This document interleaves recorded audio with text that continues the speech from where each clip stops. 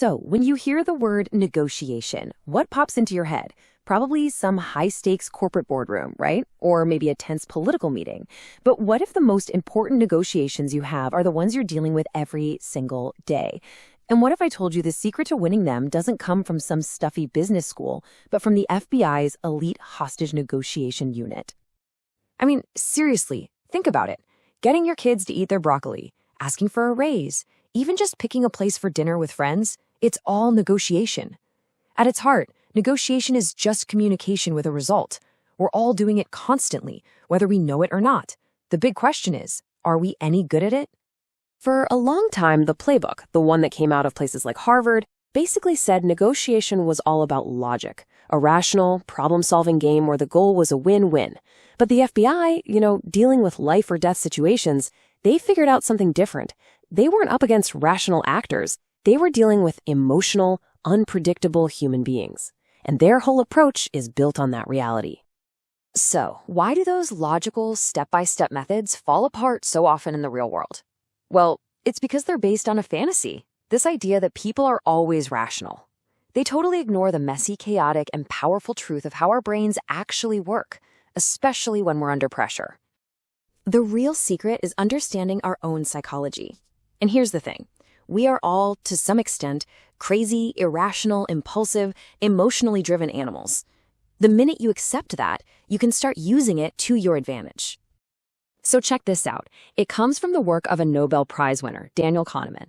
He said our brain has two systems. You've got your system 2, that's the slow, logical, deliberative mind, but the one really running the show, that's system 1, the fast, instinctive, emotional animal mind. It's your gut reaction, and believe me, it's steering the ship long before your logical brain even knows what's happening. And this just nails it. This is a huge shift. Emotions aren't some annoying obstacle you need to get past in a negotiation. They are the path. They are the way you figure out what's really driving the person across from you.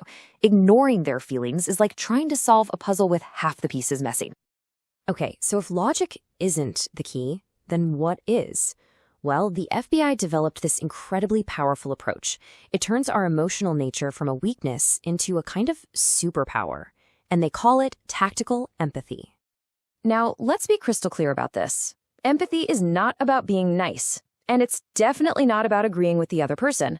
Tactical empathy is about understanding why they feel the way they do, why their perspective makes sense to them. It's a strategic tool.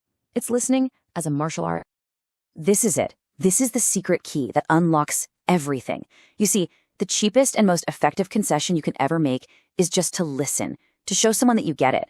The moment someone feels truly understood, their defenses come down, trust starts to build, and you can finally have a real conversation. All right, so this all sounds great in theory, but how do we actually do it? Let's get practical. I'm going to give you 3 simple, incredibly powerful tools that you can start using in your very next conversation. I'm not kidding. First up is mirroring. And this one feels almost too easy to actually work. Seriously, if someone says, this project has been really frustrating, you just pause and in a calm voice repeat back, really frustrating? It triggers this deep biological need for connection. It signals, hey, I'm with you, we're alike, and it makes them want to keep talking and give you more information. And hey, if you think this sounds a little silly, get this.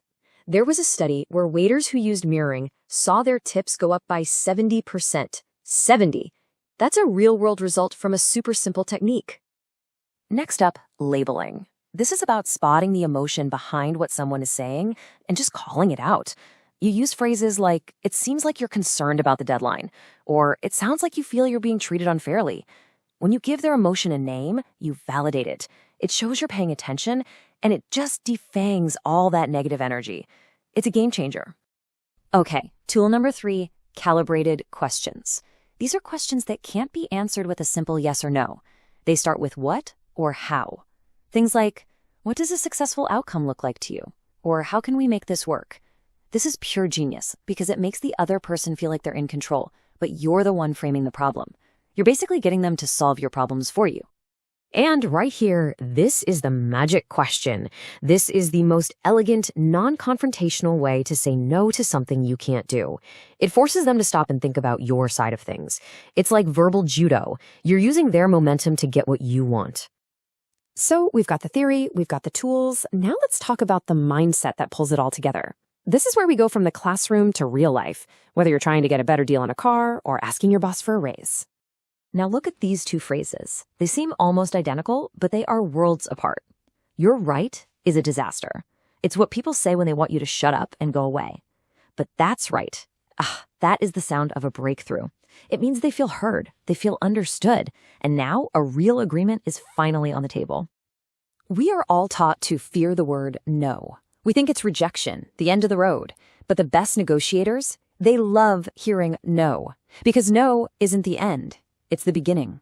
It gives the other person a feeling of safety and control, and that's when the real conversation can actually start. Okay, let's wrap this up. Here's what you need to remember. First, prepare. Don't wing it. Second, listen way more than you talk. Your main job is to gather information. Use your tools, mirror their words, label their emotions, ask those how and what questions. And what's the magic phrase you're listening for? That's right. That's your breakthrough moment. And always remember, no deal is better than a bad deal. At the end of the day, this isn't about manipulation or tricks. It's about being smarter with people.